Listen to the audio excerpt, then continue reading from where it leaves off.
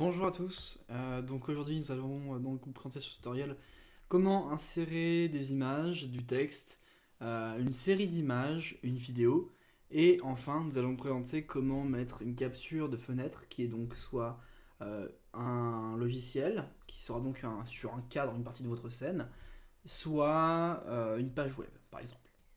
Donc, premièrement, ce que je vais faire, c'est que je vais nettoyer les scènes que j'ai créées en exemple. En l'occurrence, donc, vous pouvez importer soit des PNG, soit des JPEG pour les différentes images. Donc, premièrement, ce que vous devez faire, c'est que vous allez devoir créer au choix une source pour votre image. Donc, je vais créer une nouvelle source d'image, OK. Je vais parcourir pour aller donc sur le dossier où j'ai mis des images, voilà. En l'occurrence, j'ai un JPEG, un PNG. Je vais lui demander d'ouvrir un des deux. Premièrement, le JPEG, OK. Et il se met à la taille en l'occurrence que vous avez mis sur votre fichier. Donc attention aux fichiers lourds, ça va être pénible ensuite à resize derrière. Donc celui-là, j'enlève juste pour vous montrer l'exemple. Voilà, excusez-moi, en fait, j'avais juste supprimé la scène au lieu de supprimer l'image. Donc en fait, il faut juste supprimer derrière l'image et vous êtes bon. Sinon, ce que vous pouvez faire, c'est que vous allez sur vos répertoires. Vous allez donc chercher votre image. Donc moi je vais partir sur le répertoire que j'ai créé pour cette vidéo. Voilà. Et vous pouvez aussi mettre des PNG ou des JPEG en faisant un cliquer-glisser avec votre fichier. Et vous aurez le fichier en l'occurrence qui se mettra. Attention, le format vectoriel SVG n'est pas compris par OBS pour ensuite stream derrière. Donc au choix PNG ou JPEG. Et ensuite à vous de voir comment vous voulez le dispositionner. Donc pour créer un texte, un petit calque de texte, ce que vous faites, c'est que vous faites soit clic droit ajouter GDI+, soit vous faites petit clic gauche sur le texte GDI+, et vous ajoutez une nouvelle source, puis le texte que vous voulez, vous mettez dans le petit champ texte, donc l'ORM, ipsum, la typographie que vous voulez, vous faites sélectionner la police, de mon côté je vais mettre de la trébuchet, ok, toi jusqu'à là, transformer le texte, c'est pour mettre soit minuscule, soit en majuscule votre texte. Je vais le laisser comme ça de mon côté. La couleur, si vous souhaitez en mettre une, c'est possible. Choisissez la couleur que vous voulez. Ça comprend le RGB et l'hexadécimal, donc pas de souci jusqu'à là. Des dégradés si vous le souhaitez, mais personnellement je trouve pas ça ultra joli, donc je vais pas un jour mettre pour l'exemple. Mais si vous voulez vous amuser avec, c'est possible. Faut aussi mettre une opacité sur le texte, il n'y a pas de souci. C'est possible. C'est toujours cool pour jouer avec les RGBA. Ça peut être intéressant au niveau du streaming, mais je pense que pour votre niveau, c'est pas un tutoriel qui est fait pour des professionnels non plus. Vous pouvez l'utiliser avec juste du texte blanc, ça fera très bien l'affaire. Et derrière, j'ai la transparence de l'arrière-plan, l'alignement, que ce soit vertical ou horizontal, à vous de voir à ce niveau. Si vous voulez mettre des contours sur la typographie, c'est possible. Je vais pas mettre parce que c'est vraiment moche. Le mode discussion, c'est si vous voulez mettre plusieurs lignes de texte, mais en général, vous n'en aurez pas besoin. Et utiliser une taille personnalisée, c'est quelque chose qui vous sert donc à custom simplement votre taille de texte, mais je vais pas le faire pour l'exemple. Voilà. Donc votre calque de texte est en présent en haut à gauche, vous le voyez ici. Ce que vous faites donc, c'est que vous agrandissez votre texte jusqu'à ce qu'il soit assez lisible évidemment, ou vous augmentez la taille de typographie en allant dans les propriétés. Voilà, police, sélectionnez la police et la typographie. Voilà, excusez-moi.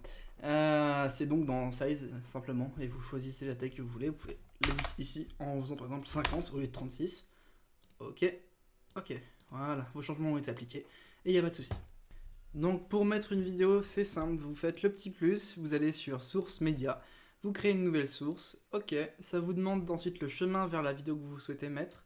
Donc moi je vais mettre celle d'un tutoriel que j'ai mis antérieurement, sauf que le souci étant que vous n'avez pas vraiment le contrôle sur l'audio ni sur la lecture. Faut pas faire pause, stop, play ou faire un petit retour sur les 5 dernières secondes. Donc ce que je vous conseille de faire, c'est de lancer la vidéo seulement quand vous avez besoin de le faire, parce qu'après vous allez devoir la supprimer pour l'arrêter. Voilà. Donc vous mettez les médias, voilà, il se lance, et actuellement vous avez donc ma voix et la voix de la source audio. Vous n'ayez pas de problème de je vais la supprimer simplement. Donc vous allez et donc vous avez donc votre source qui se lance sans aucun souci. Maintenant l'avant-dernier point que nous allons voir ensemble, c'est l'insertion donc de plusieurs images en simultané en mode diaporama, et enfin l'insertion d'une capture de fenêtre. Donc pour l'insertion d'images en mode diaporama, si vous y trouvez un intérêt, Vous faites créer une nouvelle source en mode diaporama, ok. Vous avez donc ensuite plusieurs paramètres, comportement de visibilité, toujours jouer même si non visible. C'est donc en fonction de l'état des calques, s'il est tout en dessous, il sera quand même visible. Mode diaporama, c'est automatique, c'est pour enchaîner les images. Le temps entre chaque diapositive en millisecondes, c'est donc le temps entre chaque image, en l'occurrence ça c'est en millisecondes, donc il y a 8 secondes au total, 8000 millisecondes entre l'apparition de deux images, la vitesse de transition c'est entre deux images, l'animation pour changer les deux, en combien de temps est-ce qu'elle se fait, la boucle si vous souhaitez que votre diaporama ne s'arrête jamais, et c'est le principale chose que vous avez besoin de savoir. Après, si vous voulez aller plus loin dans les détails, n'hésitez pas à aller sur la doc ou à me poser des questions en commentaire. Donc ce que je vais faire, c'est que je vais chercher les fichiers images, donc j'ajoute une source sur le petit plus, ajouter des fichiers ou ajouter un répertoire. Donc quand tu as juste ajouté des fichiers parce que le répertoire il est déjà choisi. Sinon, si vous voulez le faire avec juste un répertoire, vous créez votre répertoire, vous mettez vos médias dedans et vous ajoutez le répertoire pour le diaporama. Sinon, si vous faites comme moi, vous prenez vos images, vous prenez le nom d'image que vous souhaitez, cliquez glisser ou alors clic gauche puis shift clic gauche pour sélectionner les autres médias. Ouvrir, ok. Je reprends, excusez-moi, simplement en fait l'image que j'ai mis, une des images fait plus de 1000 pixels de hauteur, pardon, plus de 3000 plutôt, pardon, pixels de hauteur, donc le calque est énorme, c'est cette maquette là. Donc le diaporama se fait bien, on voit bien l'effet de transition. Juste à supprimer parce que du coup pour le tutoriel c'est quand même nécessaire de l'enlever. Et sinon le diaporama se fait donc correctement.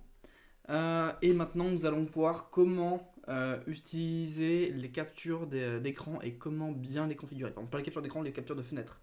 Donc maintenant nous allons voir comment utiliser les captures de fenêtres pour capturer spécifiquement un logiciel, que ce soit votre navigateur web ou un logiciel comme Illustrator, Photoshop, PowerPoint, ce que vous souhaitez.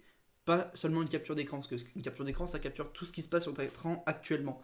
Mais ce qu'on va vouloir donc c'est simplement un logiciel spécifique qu'on veut afficher sur une scène. Donc probablement ce que vous allez faire si c'est pour un navigateur, je vais vous présenter pour Chrome et pour Firefox.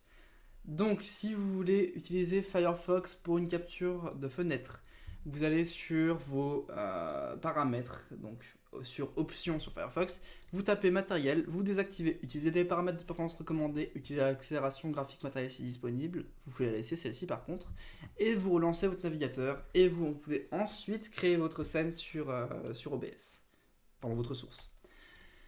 Je vais par contre le faire avec Chrome pour ce tutoriel, mais je vous assure que ça marche aussi de la même manière donc sur Chrome.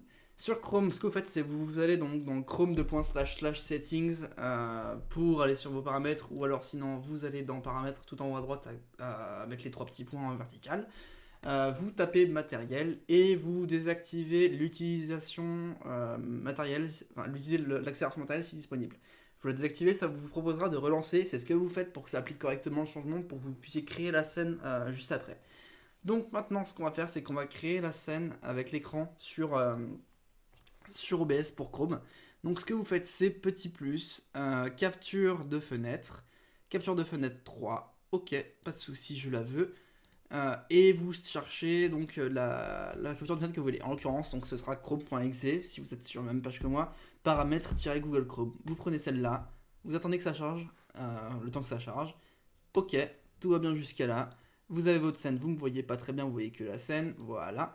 Et vous aurez donc une capture d'écran, si vous avez donc la capture d'écran comme je l'ai actuellement, et une capture plus spécifique qui se déroule donc sur votre capture de fenêtre. Et si vous voulez, même ce que vous pouvez faire, c'est si vous voulez parler et avoir un diaporama en arrière-plan, tout en ayant par exemple une vidéo qui tourne et là avoir le contrôle dessus, vous allez donc sur votre navigateur, vous faites Chrome, YouTube, ou Firefox que vous voulez, puis vous mettez donc la vidéo souhaitée et elle tournera sans aucun souci. Voilà. Sur ce, c'est la fin de ce tutoriel. Merci beaucoup de votre écoute et à bientôt.